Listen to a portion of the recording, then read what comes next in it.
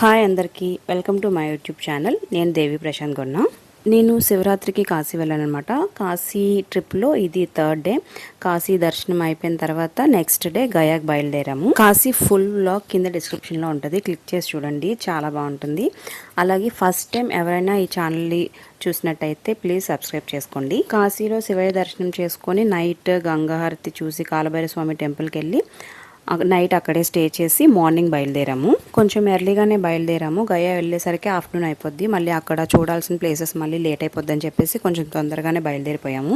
Morning పీస్ఫుల్గా sun rise, Ganga నది, అలాగే కాశీని వదిలి వెళ్ళిపోతున్నామని ఒక మిక్స్డ్ ఫీలింగ్స్ అన్నీ. కొన్ని అవర్స్ జర్నీ చేసిన తర్వాత బ్రేక్ఫాస్ట్ కోసం అయితే ఆగాము.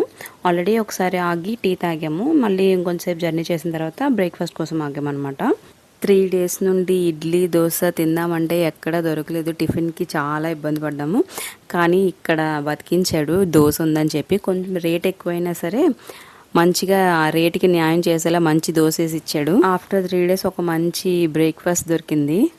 ఈ రెస్టారెంట్ బాగుంది. బయట ఉయ్యాలు అవి ఉన్నాయి, ఓపెన్ ప్లేస్. నైట్ టైం అయితే బాగుంటుంది. ఇక్కడ మా చింగ్పాంగ్ భయ్య ఫుల్గా తినేసి అది అరిగేదాకా మంచిగా చిల్ అవుతున్నాడు అనమాట. ఓ పక్క మేము కూడా. ప్లేస్ బాగుంది, కూర్చోడానికి ఉయ్యాలు ఊగడానికి ఉన్నాయి. సో కొంచెం సేపు ఇక్కడే టైం స్పెండ్ చేసాము. కొద్దిసేపు రెస్ట్, మళ్ళీ జర్నీ స్టార్ట్ అనమాట. ఇంకా డైరెక్ట్ గయాలో దింపాడు మా భయ్య. ఇక్కడ నుంచి మేము ఆటో మాట్లాడుకున్నాము. ఎందుకంటే ముందంతా ఒక దగ్గర ట్రాఫిక్ పోలీస్ ఆపి అన్నీ చెక్ చేసి అన్నీ ప్రాపర్గా ఉన్నా సరే ఏదో ఒక రీజన్ చెప్పి డబ్బులు తీసుకున్నారనమాట. సో ఇంకా ప్రాబ్లమ్స్ అవన్నీ ఎందుకు ఫేస్ చేయడం, మళ్ళీ టైం వేస్ట్ అవుతుంది అని చెప్పేసి ఇక్కడ నుంచి అలాగే ఆటో మాట్లాడేసుకున్నాము. అతను కూడా మీరు వెళ్ళొచ్చేలోపు నేను రెస్ట్ తీసుకుంటాను, నైట్ అంతా ఇంకా అలా జర్నీ చేయాలి కదా అని చెప్పేసి ఇంకా ఆటో మాట్లాడేసుకున్నాము. ఈలోపు వాష్రూమ్స్ అవి చూసుకొని మార్నింగ్ అంతా చల్లగా ఉన్నా సరే మధ్యాహ్నం వేసరికి ఎండ చాలా ఎక్కువగా ఉంది. అందుకే కొంచెం ఐస్ క్రీమ్ తిని చల్లబడుతున్నాం అనమాట. ఈ ప్లేస్ని బాగా గుర్తుంచుకోండి, దీనికి ఒక స్టోరీ ఉంది. ఇది కొంచెం ముందుకు వెళ్ళిన తర్వాత చెప్తాను. ఇప్పుడు మేము అమ్మవారి శక్తిపీఠం మాంగళ్య గౌరీదేవి గయ అమ్మవారిని దర్శించుకోవడానికి వచ్చాము. ఇక్కడ అన్నీ తీసుకున్నాం అనమాట. గాజులు, పువ్వుల దండ అన్నీ అమ్ముతున్నారు, ఇక్కడే తీసుకున్నాము. ఇక్కడ గుడికి వెళ్ళడానికి పైకి వెళ్ళేటప్పుడు ఇక్కడ చాలా ఒత్తులు కనిపించాయి అనమాట, దీపాలు. అమ్ముతారేమో అని అడిగితే అమ్మమనేసారు. మరి ఇవి ఎందుకు పెట్టారో కూడా తెలీదు. అడిగితే అతను ఏమీ సరిగ్గా సమాధానం చెప్పలేదు. గుడికి అయితే వచ్చేసాము. కానీ క్రౌడ్ చాలా ఎక్కువగా ఉంది. అసలు లైన్ కదలట్లేదు అనమాట. ఎందుకు కదలట్లేదు అంటే లోపల గుడిలోకి వెళ్ళిన తర్వాత అర్థమైంది. లోపల గుడి చాలా చిన్నది, ఒక ఇద్దరు వెళ్ళాలన్నమాట. చాలా చిన్న గుడిసెలాగా ఉంటుంది అనమాట లోపలంతా. కానీ ఫుల్ ఏసీ ఉంటుంది. లోపల అమ్మవారు మనకేమీ రూపం ఏమి కనిపించదు. ఇక్కడ అమ్మవారి చెస్ట్ పడిందంట. సో అందుకని మనం ఏం చూడము, ఒక దీపం వెలుగుంటుంది, అది చూసుకొని అమ్మవారి ఒక పటం ఉంటుంది అనమాట, దర్శనం చేసుకుని వచ్చేయడమే. అమ్మవారి గుడి చుట్టూ లైన్ ఉంటుందన్నమాట. మెయిన్ లైన్లో నుంచి కొంతమందిని పంపిస్తారు. ఆ లైన్ అంతా కంప్లీట్ అయిన తర్వాత ఇంకా బయట ఉన్న లైన్ని లోపలికి వదులుతారు. లోపల అమ్మవారిని దర్శించుకోవడానికి వెళ్ళినప్పుడు మాత్రం ఒక ఇద్దరు మాత్రమే పడతారు. సో చాలా ఎక్కువ టైం పడుతుంది ఇక్కడ. మేము వచ్చే టైంకి గుడి క్లోజింగ్లో ఉంది. అందులోనూ లైన్లో చాలా మంది జనం ఉన్నారనమాట. సో ఈ లోపు మేము ఆటో అతనికి ఫోన్ చేసి అడిగాను అనమాట, ఇలా అవుతుంది ఏంటి అంటే విష్ణుపాదం దగ్గరే అక్కడికి తీసుకెళ్తాను, అక్కడ పని అయ్యే లోపల గుడి ఓపెనింగ్ కూడా అవుతుంది అని చెప్పేసి చెప్పారు. ఇక్కడ మేము డైరెక్ట్గా విష్ణుపాదం దగ్గరికి వచ్చేసాము. ఇక్కడ ఫోన్స్ అవి ఏమీ అలౌడ్ లేదు. ఇక్కడ కనిపిస్తుంది కదా, ఈ ప్లేస్లోనే ఎక్కడో దగ్గర మనం ఫోన్స్ పెట్టేసుకొని వెళ్ళాలి. ఇక్కడ గుడికి ఎందుకు వస్తారంటే మెయిన్ పిండ ప్రదానం చేయడానికనే వస్తారు. మాకు కొన్ని డౌట్స్ ఉన్నాయన్నమాట. అంటే ఇక్కడ పిండ ప్రదానం చేసి మళ్ళీ అమ్మవారి గుడిని దర్శించుకోవచ్చా లేదా అని చెప్పి డౌట్స్ వచ్చాయన్నమాట. అతన్ని అడిగితే అలా ఏం ప్రాబ్లం లేదు, మీరు హ్యాపీగా వెళ్ళి దర్శనం చేసుకోవచ్చు అని చెప్పారు. అండ్ ఈ పంతులు గారికి తెలుగు బాగా వచ్చు. ఎలా వచ్చు అని మేము అనుకున్నాం అనమాట. ఇక్కడ యూనియన్స్ లాగా ఒక బ్యాచ్ల వైజ్ ఉంటారనమాట. కొందరికి తెలుగు, అన్ని భాషలు కూడా నేర్పిస్తారనమాట. అక్కడ చాలా రిలీజియన్స్ వాళ్ళు వస్తారు కదా, వచ్చిన వాళ్ళకి ఎవరెవరైతే ఏ లాంగ్వేజ్ వచ్చో వాళ్ళని పంపిస్తారనమాట. మాకు ఇతను అవైలబుల్గా ఉన్నారు, ఇతను వచ్చారు. ఇతనైతే చాలా ఓపిక్గా మేము అడిగిన అన్ని డౌట్స్కి ఆన్సర్ చేసి అక్కడ స్థల పురాణం అంతా నీట్గా క్లియర్గా ఎక్స్ప్లెయిన్ చేసి మాకు పూజ చేయించారు.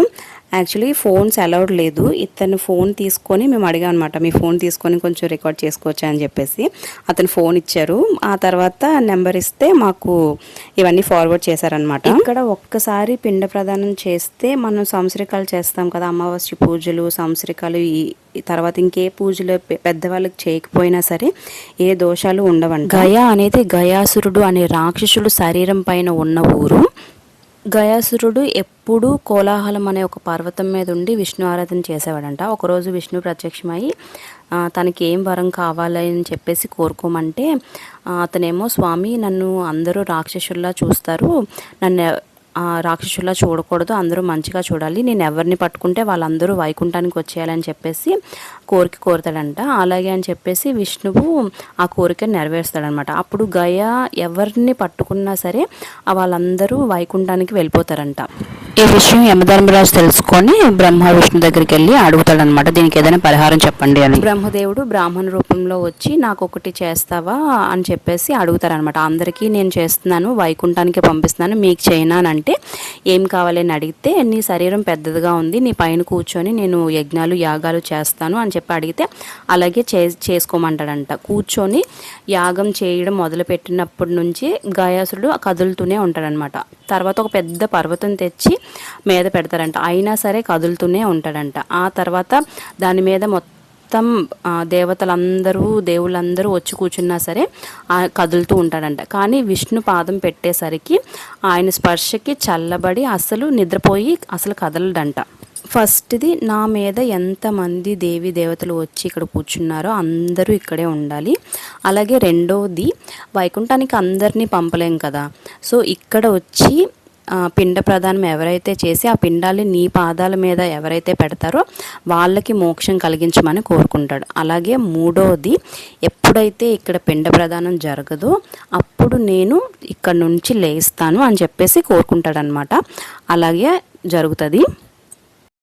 ఈ ప్రాసెస్ అంతా ఎందుకు, విష్ణు వచ్చేసి వరం ఇచ్చేశాడు గయాసుడికి, అందరినీ నువ్వు ముట్టుకున్న వాళ్ళందరినీ వైకుంఠానికి పంపించేస్తానని. దాన్ని అయితే వెనక్కి తీసుకోవడం కుదరదు, దానికి మారుగా ఏదో ఒకటి చేయాలి కదా. గయాలో విష్ణు పాదముద్ర ఉంటుంది, విష్ణు కుడికాలు పాదముద్ర. ఆ పాదముద్రనే మనము మన పితృదేవతలుగా భావించి పిండాలని అక్కడ పెడతాము, వాళ్ళకి మోక్షం కలగజేస్తాం అనమాట. ఇంకా వేరే ఏ ప్రతిమ కూడా అక్కడ ఉండదు. మరీ ముఖ్యంగా మనం పిండ ప్రదానం అది చేసేటప్పుడు తిథులు, నక్షత్రాలు, రోజులు, గడియలు అన్నీ చూస్తాం కదా, కానీ ఒక గయాలో మాత్రమే అటువంటిది ఏమీ చూడకుండా ఏ రోజు వెళ్తే ఆ రోజు, ఎప్పుడు వెళ్తే అప్పుడు, ఏ టైంలో పడితే ఆ టైంలో అక్కడ ఆడవాళ్ళు కూడా పిండ ప్రదానం చేయొచ్చు. ఆడవాళ్ళు ఎందుకు చేయొచ్చు అనడానికి కూడా ఒక స్టోరీ ఉందన్నమాట. ఇక్కడ ఆడవాళ్ళు కూడా ఎందుకు పిండ ప్రదానం చేయొచ్చు అంటే దానికి కూడా మన పురాణాల్లో స్టోరీ ఉంది. అదేంటంటే రాముల వారు సీతమ్మ వారు ఇక్కడికి గయాకు వస్తారనమాట దశరథ మహారాజుకి పిండ ప్రదానం చేయడానికి. సీతమ్మ వారు నదిలో స్నానం చేసి ఒక మట్టి ముద్దను తీస్తారనమాట గౌరీ పూజన చేయడానికి. అప్పుడు ఆవిడ తలుచుకుంటారంట, ఇలాగే కదా పిండాలు ఉంటాయి అని చెప్పేసి. అప్పుడు వాటర్లో నుంచి దశరథ మహారాజుని చెయ్యొచ్చి నాకు పిండ ప్రదానం చెయ్యు అని చెప్పేసి అడుగుతారంట. నా యజమాని ఉంటుండగా నేను ఎలా చేస్తాను, అయినా ఇది పిండ ప్రదానానికి కావాల్సింది కాదు కదా, అయినా పర్వాలేదు పెట్టు అని చెప్పేసి అడుగుతారనమాట. అలాగే ఆ చేతిలో ఆవిడ ఆ పిండ ప్రదానం చేస్తే ఆ దశరథ మహారాజునికి మోక్షం కలుగుతుందంట. ఈ జరిగిన విషయాన్నంతా రాముల వారికి చెప్తుందంట సీతమ్మ. ఒక విచిత్రం జరిగింది, ఇలాగా మీ నాన్నగారికి నేను పిండ ప్రదానం చేశాను అని చెప్పేస్తే రాముల వారు అడుగుతారంట, ఏంటి సాక్ష్యం అని చెప్పేసి. ఇదిగో నదిలో పెట్టాను కదా, నదే సాక్ష్యము, అలాగే ఇక్కడ ఆవు ఉంది, ఆవు సాక్ష్యం అని చెప్పేసి సీతమ్మ వారు రాముల వారితో చెప్తారనమాట.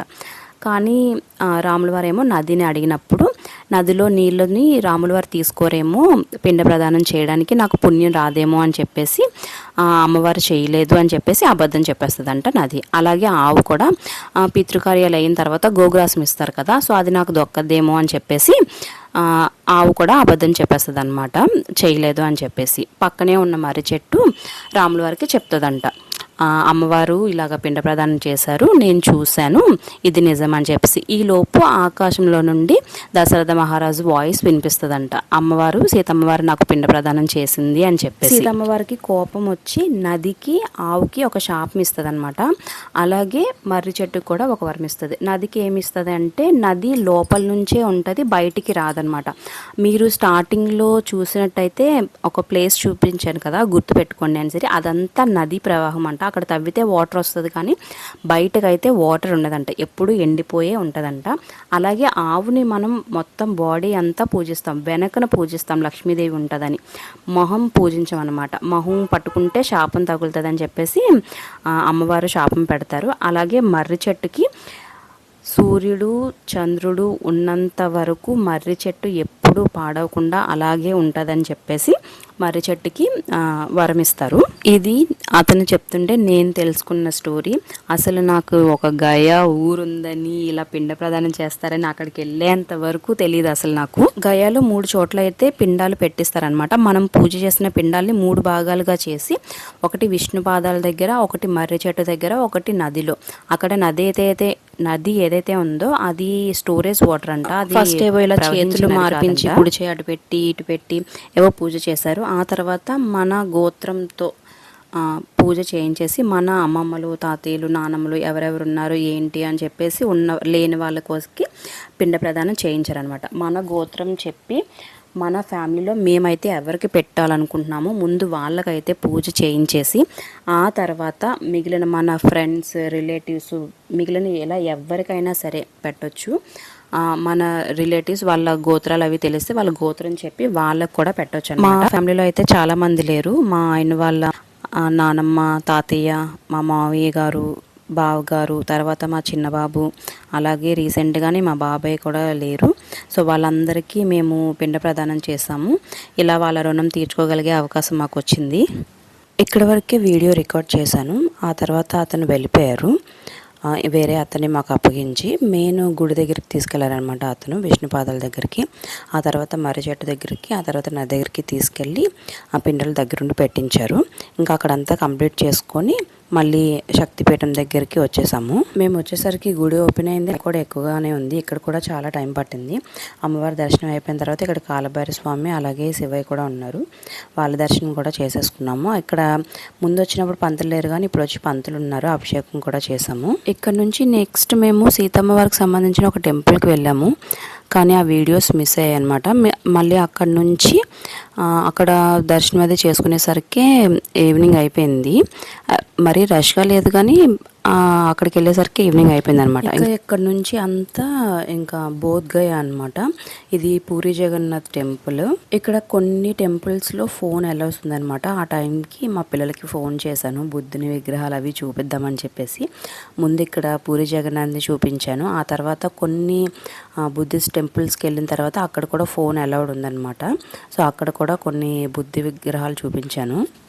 పూరి ఎప్పుడు వెళ్ళలేదు. ప్రస్తుతానికైతే స్వామిని ఇక్కడ దర్శనం చేసుకున్నాము. ఇక్కడ అలాగే రాముల వారు కూడా ఉన్నారు, శివయ్య కూడా ఉన్నారు. అన్ని దర్శనాలు ఇక్కడ అయిపోయాయన్నమాట. ఇదంతా ఇంకా బోధ్గయ అనమాట. దగ్గరగానే ఉంటాయి అన్ని టెంపుల్స్. ఆటో మాట్లాడుకుంటే వాళ్ళే తీసుకెళ్ళిపోతారనమాట.